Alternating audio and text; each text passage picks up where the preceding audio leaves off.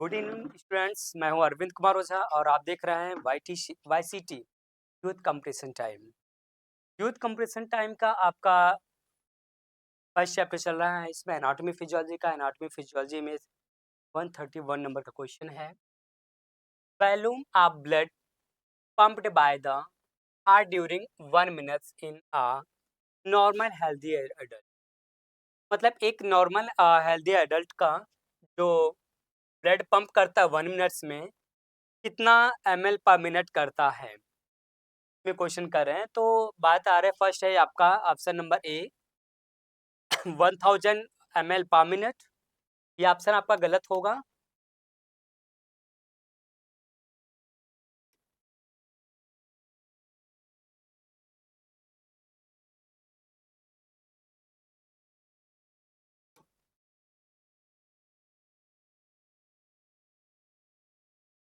तो ये ऑप्शन आपका गलत होगा। अब बी नंबर की बात करें 1500 ml पर मिनट, नहीं ये भी आपका गलत है। 2000 नहीं, आपका इसमें 5000 ml पर मिनट के रेशियो से आपका पर मिनट में 5000 ml पर मिनट के रेशियो से ब्लड पंप होता है, इसलिए इसमें आपका डी ऑप्शन सही है।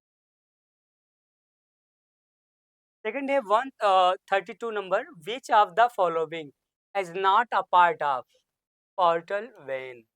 मतलब कौन सा पोर्टल वेन पे से रिलेट करता नहीं है। इसमें चार ऑप्शंस आपके आ रहे हैं। फर्स्ट है आपका स्प्लीन वेन। क्या स्प्लीन वेन जो है पोर्टल वेन सिरा का हिस्सा नहीं है? तो नहीं, पोर्टल वेन का सिरा का हिस्सा ये है, इसलिए क्या होगा, गलत होगा। दूसरा बोलेंगे हिपैटिक वेन। हाँ, हिपैटिक वेन क्या है? हिपैटिक आपका टर्मिनोलॉजी यूज हो रहा है लीवर से, जिसको बोलते हैं यकृत। ये यकृत वेन का हिस्सा नहीं है, यही आपका एक ऑप्शन है जो पोर्टल सिरा का हिस्सा नहीं है, इसलिए ऑप्शन नंबर डी इसमें सही है। गैस्ट्रिक वेन का सिरा ये गलत होगा और सिस्टिक वेन भी गलत होगा। इसमें 133 आ रहा है, हीमोग्लोबिन की अधिकतम बंधुता होती है। अधिकतम बंधुता कितनी होती है? इसमें अगर हम बात करें तो पहला हो रहा है आपका CO। 133 में पहला हो रहा है आपका CO, तो ये ऑप्शन आपका सही है। CO2 कार्बन डाइऑक्साइड गलत होगा, O2 गलत है, NH3 ये भी गलत है। तो इसमें आपका CO ऑप्शन आपका सही होगा। क्यों सही होगा? क्योंकि हीमोग्लोबिन के लिए अधिकतम बनता CO से होती है। मोनोऑक्साइड शरीर में हीमोग्लोबिन के साथ कार्बोक्सी हीमोग्लोबिन में बदल जाता है, जिसके कारण CO का ऑप्शन आपका सही होगा। फिर heart beat is initiated by, मतलब हृदय की धड़कन किसके द्वारा शुरू होता है? आपका इसमें देखेंगे हम, फर्स्ट आ रहा है आपका एवी नोट। मतलब आपका जो हार्ट होता है वो शुरुआत में इनिशिएटेड, शुरुआती पोजीशन पे कहाँ से धड़कना शुरू होता है? एवी नोट से होता है? नहीं, गलत है। क्या पुरकिनी फाइबर से? नहीं। ऐसे नोट से होता है क्या? ऐसे नोट से होता है, बिल्कुल। और बात करें बंडल ऑफ फिश, तो नहीं, गलत है। अब बात करें ऐसे नोट से कैसे होता है? ऐसे नोट से कैसे होता है? ऐसे नोट मतलब क्या? Sino atrial node. Sino atrial node आपका ये कहाँ पे होता है? राइट आर्ट्रियम में। जैसे मैंने बताया था, ये आपका हार्ट है, इसमें आपका राइट आर्ट्रियम, राइट वेंट्रिकल और लेफ्ट आर्ट्रियम, लेफ्ट वेंट्रिकल। अब यहाँ पे हम बात करेंगे ना, ये राइट आर्ट्रियम होता है।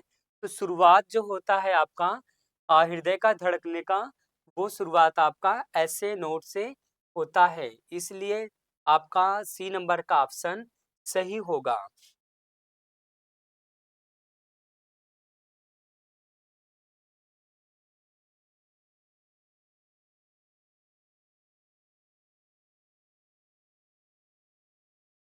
उसके बाद आपका 135 नंबर क्वेश्चन है, पेरिफेरल रेजिस्टेंस डिपेंड्स ऑन, मतलब परिधीय प्रतिरोध किस पर निर्भर करता है। 135 में है, ये किस पर निर्भर करता है। पहला है डायमीटर ऑफ आर्ट्रियोल्स पर, क्या ये आर्ट्रियोल्स पर डिपेंड करता है डायमीटर पर, तो हाँ ये आपका ऑप्शन सही है। बाकी सेकंड है क्या, degree of contraction of when, नहीं कॉन्ट्रैक्शन वेन का नहीं होता है, इसमें डायमीटर होता है किसका, आर्ट्रियोल का, इसलिए सही है। सिरा संकुचन होने से नहीं होता है, इस पर ऑब्स्ट्रक्शन लग जाएगा, इसलिए आपका बी ऑप्शन गलत होगा। ब्लड वॉल्यूम, रक्त की मात्रा, नहीं रक्त की मात्रा पे नहीं डिपेंड करता है, वो तो डिपेंड करता है आपका डायमीटर पे, फोर्स पे करता है, इसलिए आपका सी ऑप्शन भी गलत होगा। स्ट्रोक वॉल्यूम आपका गलत है। नेक्स्ट आ रहा है 136, the heart is enclosed in a protective membrane called as, मतलब हृदय का कौन सा इसमें से आपका मेम्ब्रेन है जो प्रोटेक्टिव मेम्ब्रेन है आपका, इसमें हम बात करेंगे। पहला है एंड्रो एंड्रोकार्डियम, एंड्रोकार्डियम गलत होगा, क्योंकि एंड्रो जो होता है, एंड्रो मीन्स होता है आंतरिक, कार्डियम, कार्डियम मतलब कार्ड का, आपका हार्ट का, इंडो मीन्स आंतरिक पार्ट, आंतरिक पार्ट का सुरक्षा करता है भैया, सुरक्षा आपका आंतरिक पार्ट नहीं करता है। और क्योंकि आंतरिक में जो भी कुछ समस्या आएंगे, उससे पहले तो उसके जो पहले का लेयर होता है उस पे इफेक्ट पड़ेगा, इसलिए ऑप्शन गलत है। दूसरा मेसोकार्डियम, तो ये भी ऑप्शन गलत होगा, इसमें सी ऑप्शन पेरिकार्डियम ऑप्शन ये आपका सही होगा, तो कार्डियम तो नहीं, इसमें आपका सी नंबर का है पेरिकार्डियम ऑप्शन, ये सही है। ये एक मेम्ब्रेन होता है जो पूरा कवर्ड करके रखता है, और जो एपिडर्मिस जो पहला मेम्ब्रेन होता है वो फर्स्ट प्रोटेक्शन का कार्य करता है। Which is situated at the junction of superior vena cava, मैंने बताया था कि आपका हार्ट में, आपके हार्ट में ब्लड दो पार्ट्स में, दो पार्ट्स के थ्रू पहुंचता है। बॉडी का आपका टू पार्ट्स होता है, पहला आपका लोअर, सेकंड होता है अपर। जो लोअर होता है उसको बोलेंगे इन्फीरियर, इन्फीरियर जो आपका ऊपर का पार्ट्स होता है वो से बोलेंगे आपका सुपीरियर। तो जो छोटी छोटी वेन से ब्लड पहुंचता है डीऑक्सीजनेटेड, कहाँ पहुंचता है वो, वेना कावा में पहुंचता है। कौन सा vena cava, inferior vena cava और सुपीरियर वेना कावा। जो नीचे से जाता है वो आपका वेना कावा, ऐसे से ब्लड जा रहा है, जो ऊपर से आ रहा है ऐसे, अब इधर से जो ब्लड फ्लो हो रहा है आपका कहाँ पे, राइट आर्ट्रियम में, राइट आर्ट्रियम में हो रहा है। कैसा ब्लड हो रहा है, डीऑक्सीजनेटेड हो रहा है। आप जिस पाथवे से होके जा रहा है उसको क्या बोलेंगे, आपको हम इसमें मतलब एट्रियम के जंक्शन पर, उस जंक्शन को क्या बोलेंगे, इसमें आपका उसको क्या बोलेंगे। तो पहला ऑप्शन आ रहा है आपका एस से नोड, क्या उसको एस से नोड बोलेंगे क्या, तो बिल्कुल ऐसे नोड ही उसको बोलेंगे, ये ऑप्शन आपका सही रहेगा। ऐसे नोड की बात करें ना स्टूडेंट्स, ऐसे नोड आपका समझिए कि ये नेचुरल पेसमेकर होता है, ये नेचुरल पेसमेकर का काम करता है, नेचुरल पेसमेकर होता है, और ये जंक्शन होता है, ये आपका ओपन कहाँ पे होता है, राइट आर्ट्रियम में होता है। बाकी अगर हम बी की बात करें, एवी नोड्स, ये आपका गलत है, और बंडल्स ऑफ ऑफिस ये भी गलत है, और पुरकेंजे फाइबर्स तो गलत है। तो इस तरह से हम नेक्स्ट क्वेश्चन की ओर बढ़ेंगे।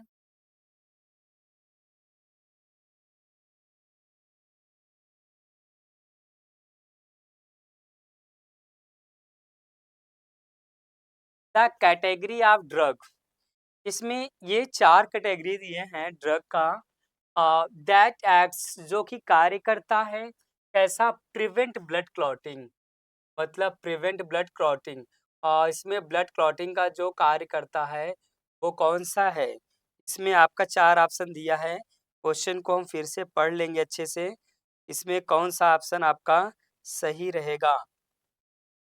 पहला है एनाल्जेसिक, अगर हम बात करें एनाल्जेसिक का तो ये होता है क्या, इसमें आप हिंदी में देख लें, एंटी एनाल्जेसिक बोलते हैं, इंग्लिश में टर्मिनोलॉजी होता है कीड़ानाशक। तो भैया पीड़ा नाश करने की तो बात ही नहीं है, पीड़ा से परेशानी है नहीं, बात तो हो रहा है यहाँ पे क्लॉटिंग का। तो क्लॉटिंग का हो रहा है, सीधी-सी बात है गलत होगा क्योंकि क्लॉटिंग से तो रिलेट नहीं कर रहे, तो आपका दर्द निवारक है ये, एंटी एनाल्जेसिक है, एनाल्जेसिक होने की वजह से ये ऑप्शन गलत होगा। फिर एंटीबायोटिक, आपका अंदर जो भी एंटीबायोटिक किलर है उसको मारने के लिए तो नहीं है, बात यहाँ पे क्लॉटिंग का हो रहा है, इसलिए गलत है। टर्मिनोलॉजी को भी समझिए, इस वर्ड पे भी जाइए तो आपको समझ में आ जाएगा। तीसरा आ रहा है एंटी कोगुलेंट। देखिए क्लॉटिंग को बोलेंगे कोगुलेशन, मतलब होता है क्या कि क्लॉट मीन्स होता है थक्का बंधना। आप थक्का ना बंधे मतलब एंटी, तो आपको होगा एंटी कोगुलेशन, जैसे स्कंदरोधी। ये आपका ऑप्शन सही है। और ये इसीलिए इसके लिए हम कौन-सा देते हैं भैया? हेपैरिन। हेपैरिन मेडिसिन हमारा चलता है, जिससे ब्लड क्लॉट नहीं होता है। इसलिए यहाँ पे सी नंबर का ऑप्शन सही है। आप एंटी डाययूरेटिक का मतलब जब किसी को यूरिन पास कराना है, वेस्ट को निकालना है, तो उसे हम देते हैं एंटी डाययूरेटिक देते हैं। और नहीं, जिससे उसमें दवा की बात करें तो आता है लैक्सिस। लैक्सिस क्या होता है? ये एंटी डाययूरेटिक मेडिसिन होता है। यहाँ पे इस तरह से हम कोई मेडिसिन नहीं देंगे। क्यों नहीं देंगे? क्योंकि बात हो रहा है क्लॉटिंग का, इसलिए अगर हमें कुछ देना होगा तो कौन-सा मेडिसिन देंगे? एंटी कोगुलेंट का ही मेडिसिन देंगे।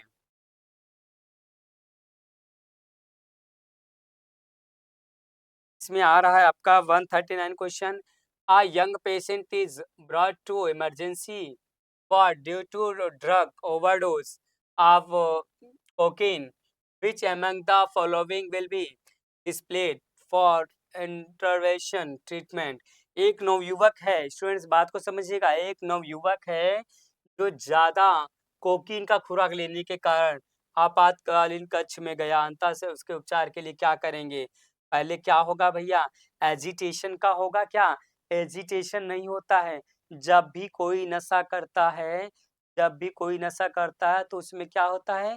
इलेक्ट्रोलाइट इम्बैलेंस होता है, इलेक्ट्रोलाइट इम्बैलेंस होता है। अच्छा बात करें इलेक्ट्रोलाइट इम्बैलेंस कब-कब होता है?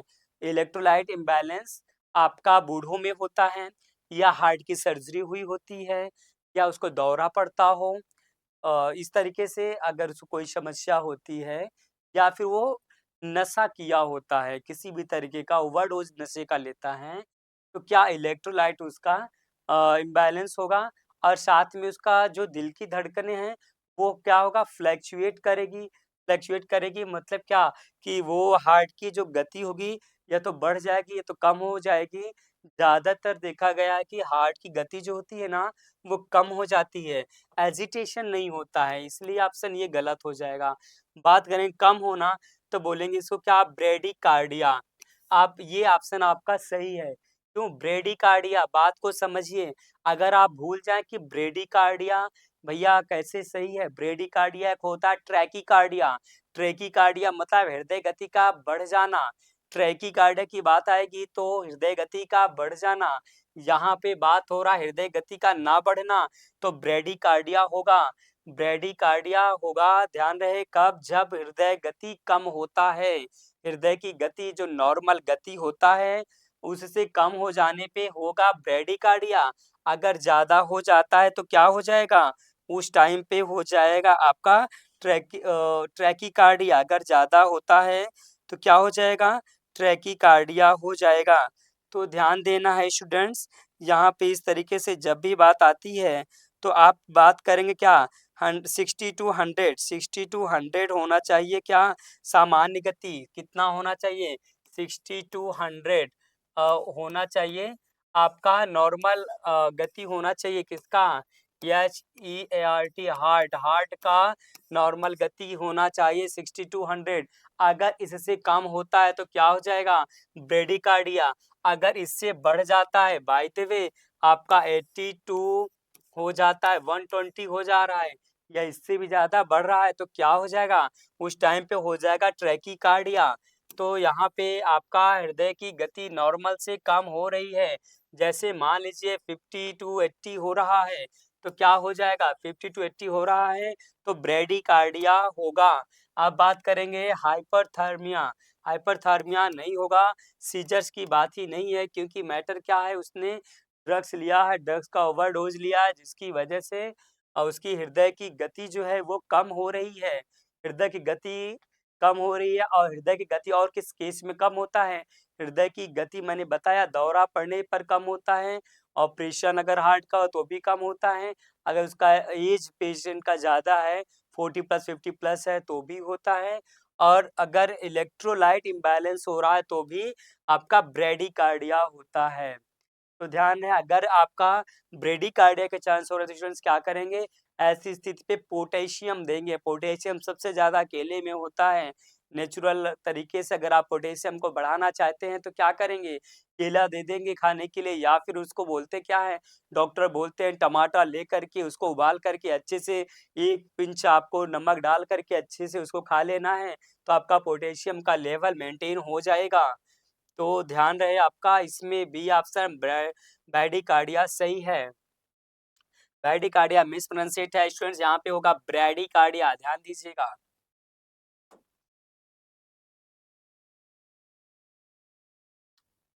उसके बाद 140 नंबर की बात आ रही है, the inability of the left ventricle to fill और pump sufficient blood to meet the tissue requirements for oxygen and nutrients।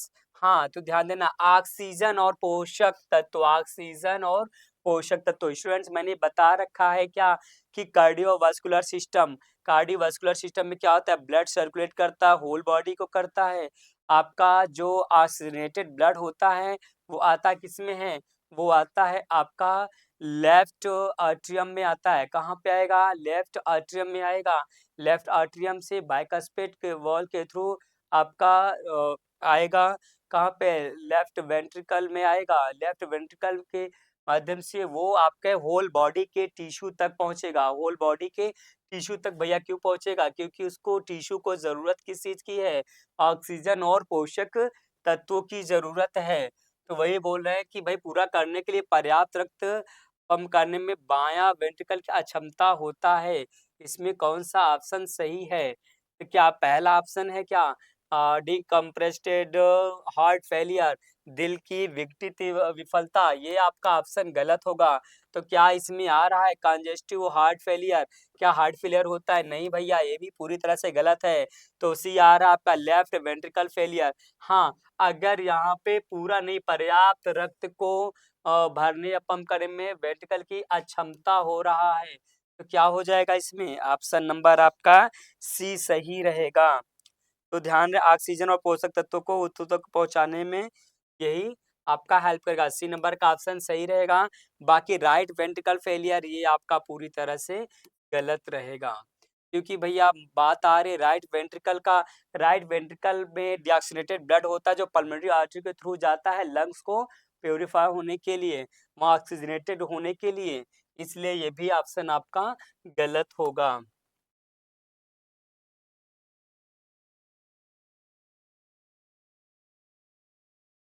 के बाद 141 नंबर की बात हो रही है। इसमें कोरोटोफोक ध्वनि का कौन सा चरण डायस्टोलिक दबाव के रूप में परिभाषित किया गया है?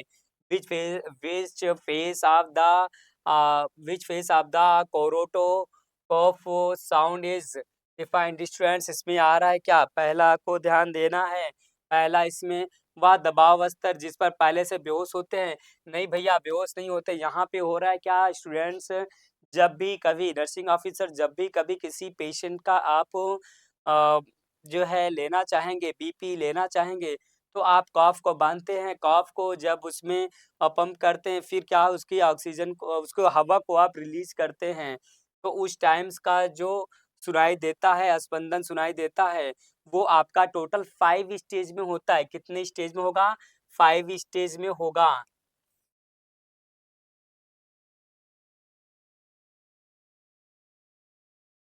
ये 5 स्टेज में होता है। तो इसमें 5 स्टेज में पहला आपका हो उसमें 5 स्टेज में से एक स्टेज आपका शामिल होगा, वो कौन सा होगा? हम बता रहे हैं आपका ये कफ अस्वीकृति के दौरान जब मधुर ध्वनि के नहीं, ये आपका गलत है। यहाँ पे सी नंबर का ऑप्शन सही होगा क्योंकि ये कब सुनाई देता है, ध्वनि का स्पंदन सुनाई देता है कब? जब आप कफ से गैस को जो उसमें आपका गैस है, एयर है, उस एयर को आप रिलीज़ करते हैं, उस टाइम पे सुनाई देता है। वो टोटल 5 स्टेजेस में उसमें होता है। डी ऑप्शन आपका यहाँ पे गलत होगा।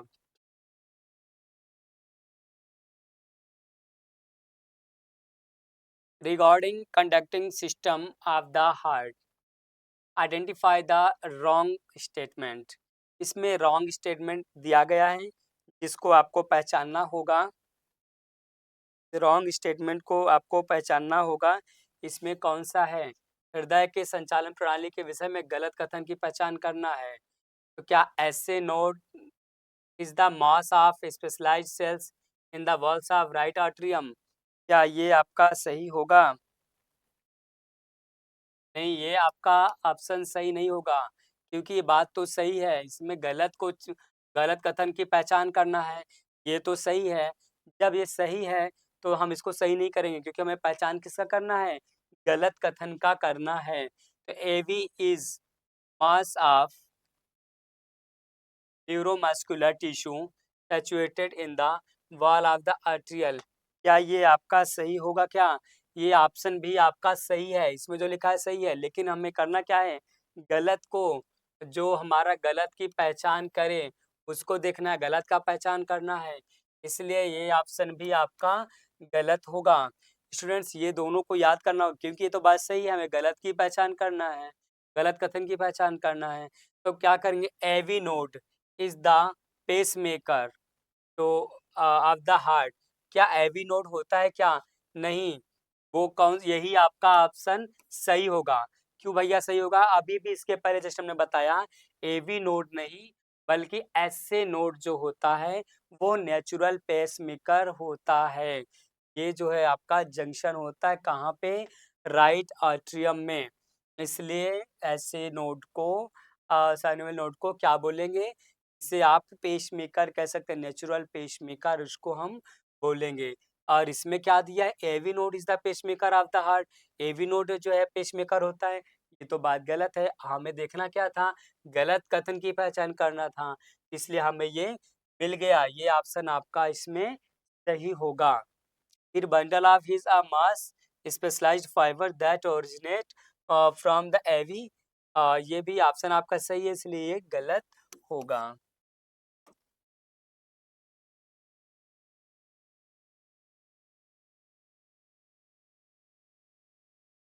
के बाद in which among the following situations we can observe elevation elevation in regular venous pressure. निम्नलिखित में से किस स्थिति में हम कंठ के सिरा परक दबाव में उतरण देख सकते हैं? इसमें से कौन सा है? पहला, नॉर्मल फिजिकल एग्जाम करके देखेंगे क्या भैया? तो नॉर्मल फिजिकल एग्जाम के थ्रू पैल्पेशन के थ्रू हम बिल्कुल नहीं देखेंगे, इसलिए ये आपका ऑप्शन गलत होगा। कार्डियक टेम्पोनेट के थ्रू देखेंगे क्या? नहीं, कार्डियक टेम्पोनेट के थ्रू भी नहीं देखेंगे, ये ऑप्शन आपका गलत होगा। यहाँ पे क्या है? सी ऑप्शन है आपका कंस्ट्रक्टिव कंस्ट्रक्टिव पेरिकार्डियटिस, ये ऑप्शन आपका सही होगा। मैंने बताया है कि जब भी टिश वर्ड आता है का मतलब क्या होता है? इन्फ्लामेशन हो जाता है। क्या होता है यहाँ पे? इन्फ्लामेशन हो जाता है। कहने का मतलब सीधा-सा है, सीपी इसको हम बोलेंगे, क्या बोलेंगे? सीपी बोलेंगे, कंस्ट्रक्टिव पेरिकार्डिटिस। इसमें क्या होता है? यह क्रोनिक पेरिकार्डियम का सूजन हो जाता है, उसमें इन्फ्लामेशन हो जाता है, मतलब स्वेलिंग और इन्फ्लामेशन हो जाता है, इसलिए ये ऑप्शन आपका सही होगा। अब मायोकार्डियाटिस मतलब कि मायोकार्ड का पार्ट जो है उसमें इन्फ्लेमेशन होता है, नहीं, इसमें आपका कंस्ट्रक्टिव पेरिकार्डियाटिस ही ऑप्शन सही है, इसलिए ये ऑप्शन गलत है। के बाद 144 क्वेश्चन की बात करेंगे हम। इसमें क्वेश्चन में आपका आता है द आर्टरी दैट सप्लाई, वो आर्टरी जो सप्लाई करता है क्या भैया? Blood to the diaphragm is called. Diaphragm में डायफ्राम को रक्त की आपूर्ति करने वाली धमनी को क्या कहते हैं? पहला इसमें आ रहा है इंफीरियर इंफीरियर मेसेंट्रिक आर्टरी। तो नहीं, इंफीरियर मतलब नीचे, निचला, मेसेंट्रिक धमनी, ये आपका गलत हो जाएगा। अब फिर क्या है सुप्रारेनल आर्टरी, मतलब रेनल की बात करें वो रेनल से रिलेट करता है, तो नहीं, ये तो ऑप्शन गलत हो जाएगा क्योंकि मैटर तो यहाँ पे हम अभी हार्ट का पढ़ा रहे हैं। तो इसमें क्या होगा, सी नंबर है इंफीरियर फेरिक आर्टरीज, मतलब निचली फ्रेनिक धमनियाँ, ये ऑप्शन यहाँ पे आपका सही होगा। बाकी सिलियक धमनी आपका ऑप्शन गलत है। 145 में है the blood test to be monitored in patient receiving oral anticoagulants. मौखिक प्रतिस्पंदन प्राप्त करने वाले रोगी की रक्त की निगरानी की जाती है। भैया तो इसमें ऑप्शन क्या है, इसको आपको ध्यान देना है कि ऑप्शन इसमें क्या है। पहला है WBC की गिनती करते हैं, इसकी बात हो रही है, पहले ध्यान देना, एंटी कागुलेंट्स इसकी हो रही है, एंटी कागुलेंट्स, एंटी कागुलेंट्स की बात करेंगे हम यहाँ पे। क्या WBC की? नहीं, WBC तो आपका यहाँ पे गलत होगा क्योंकि एंटी कागुलेंट की बात हो रही है। एंटी कागुलेंट में आपका WBC का कोई रोल दूर तक नहीं है। इम्यून पावर के लिए है, सुरक्षा प्रणाली के लिए है, ये बॉडीगार्ड का काम करता है। लेकिन बात करेंगे हम एंटी कागुलेंट्स का, तो नहीं। तो इस पे किसको ध्यान देना है हमको? सेकंड आ रहा है आपका प्रोथ्रोम्बिन टाइम। हाँ, प्रोथ्रोम्बिन टाइम को ही ऑप्शन सही रहेगा। इसके लिए क्या करते हैं, मौखिक प्रतिस्पंदन प्राप्त करने वाले रोगी की निगरानी, इसीलिए उसको हम पीटी का टेस्ट कराते हैं, प्रोथ्रोम्बिन टाइम का टेस्ट कराते हैं, और इसी से रिलेट करता है टेस्ट होता है पीटीसीटी, जिसको बोलते हैं ब्लीडिंग टाइम और क्लॉटिंग टाइम का हम टेस्ट इसमें कराते हैं। एपीटीटी का ऑप्शन आपका गलत होगा, प्लेटलेट्स का भी ऑप्शन गलत होगा।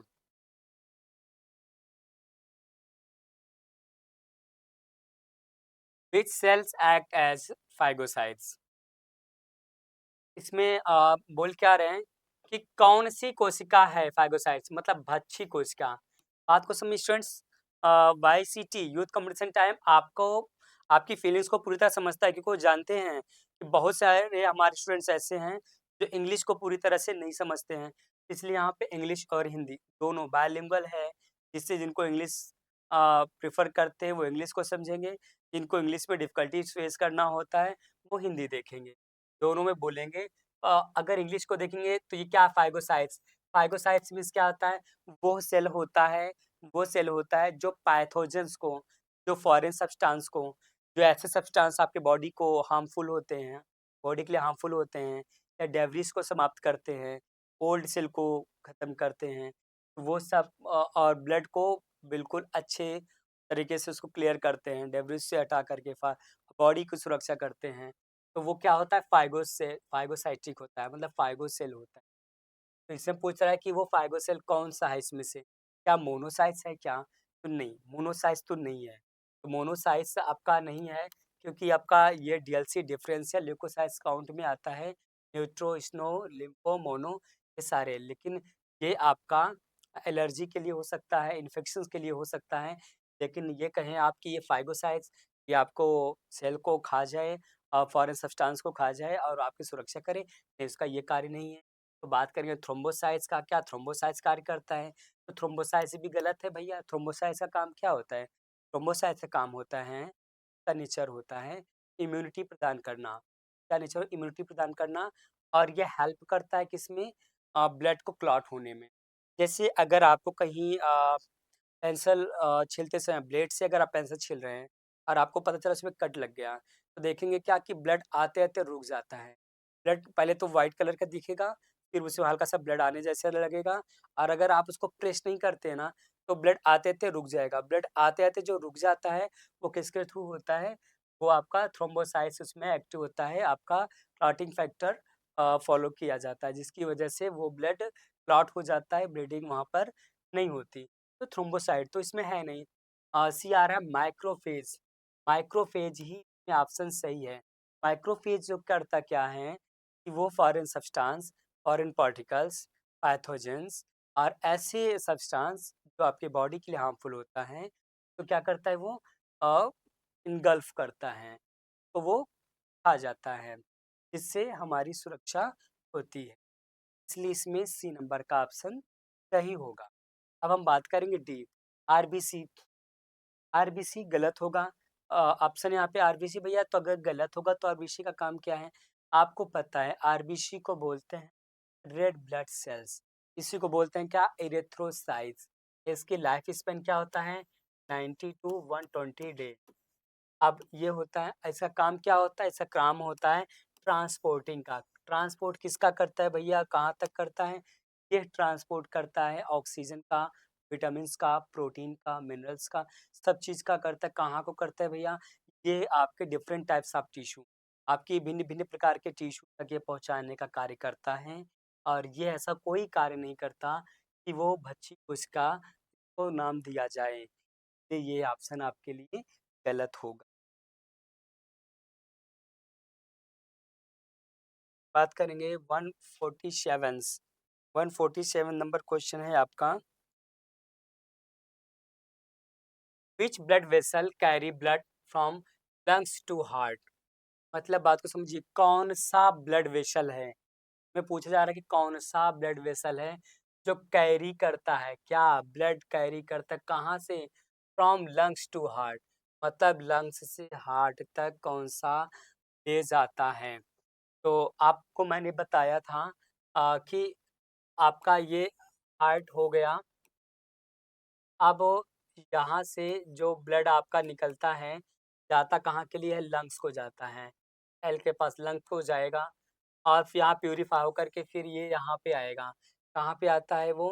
वो आता है आपका लेफ्ट लेफ्ट ऑरिकल में, लेफ्ट ऑरिकल में आएगा। तो लेफ्ट ऑरिकल में आएगा, कैसा ब्लड आएगा? ये O2, मतलब ऑक्सीजनेटेड ब्लड आएगा। इनका क्या पूछना है कि लंग्स से कौन सा लेके जा रहा है? ये आपका पल्मनरी वेन्स। कौन लेके जा रहा है? Pulmonary veins. ये ऑप्शन आपका फर्स्ट का ए नंबर ऑप्शन सही है। अगर हम बात करें कि कौन सा आपका वेन जो प्यूरिफाई ब्लड को लेकर के जाता है, कहाँ से? प्यूरिफाई ब्लड को, प्यूरिफाई मतलब ऑक्सीजनेटेड ब्लड को बोलेंगे ऑक्सीजनेटेड। ऑक्सीजनेटेड ब्लड को लेकर के कहाँ से जाएगा? ऑक्सीजनेटेड ब्लड मिलेगा कहाँ पे? लंग्स में। लंग्स से कहाँ को जाएगा? वो आपका जाएगा लेफ्ट ऑरिकल में। कौन लेकर जाएगा? पल्मनरी वेन लेकर के जाएगा। अब ध्यान है स्टूडेंट्स, अगर ये वेन में पल्मनरी वर्ड ना लगे, अगर वेन में पल्मनरी वर्ड ना लगे, तो समझिए कैसा क्या इसका काम, इसका रोल चेंज हो जाएगा। तो वेन कैसा ब्लड ले जाता है? डीऑक्सीजनेटेड ब्लड कैसा ले जाता है ये वेन? अगर जब भी क्वेश्चन आता है वेन कैसा ब्लड ले जाता है, बेटा मत सोचना कि पल्मोनरी वेन की वजह से आपको बोलना ऑक्सीजनेटेड, नहीं, गलत हो जाएगा। वेन की अगर सिंगल वेन नाम वर्ड आएगा ना, तो डीऑक्सीनेटेड ब्लड ले जाएगा। अगर उसी में पल्मोनरी वर्ड जुड़ जाता है, तो कैसा? वो ऑक्सीजनेटेड ब्लड लेकर के जाएगा, उसका सेम का हो जाएगा। ये जिस चीज़ को ध्यान देना है। और इसके बाद बोलेंगे पल्मोनरी आर्टरी। पल्मोनरी आर्टरी गलत होगा, मैंने बताया पल्मोनरी आर्टरी। अब वेन जब डीऑक्सीनेटेड ले जाता है, आर्टरी कैसा ले जाएगा? आर्टरी ले जाएगा आपका ऑक्सीजनेटेड ब्लड। लेकिन अब यहाँ पे पल्मोनरी वर्ड लग गया ना, तो इसके भी रोल चेंज हो गए। आर्टरी कैसा ब्लड ले जाता है? ऑक्सीजनेटेड लेके जाता है।